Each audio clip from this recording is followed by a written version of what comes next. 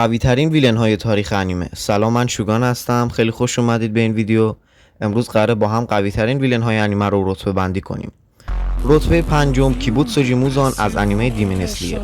پادشاه شیاطین، سرعت، قدرت و بازسازی فوق‌العاده بالایی داره و از سالها بزرگترین تهدید دنیای شیطان‌کوشا بوده. رتبه چهارم دوفلامینگو از انیمه وان پیس. یکی از خطرناکترین دشمن‌های لوفی با قدرت میوه نخ، هاکی و هوش فوق‌العاده بالا، حتی بعد از شکست هم فراموش نشدنی بود. رتبه 3 سوکونا از جوجوتسو کایزن.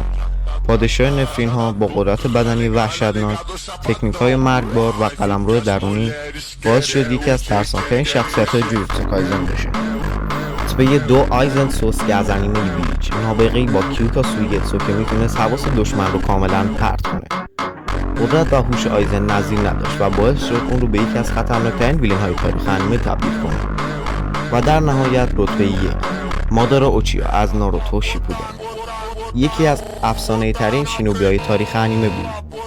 قدرت رینگان سوسانو بجیو به تنهایی مقابل ارتش عظیمی از شینوبی ها ایستاد و قدرت بسیار بالایی داشت. اگر از این ویدیو خوشتون اومد ممنون میشم با لایک و سابسکرایب از ما حمایت کنید.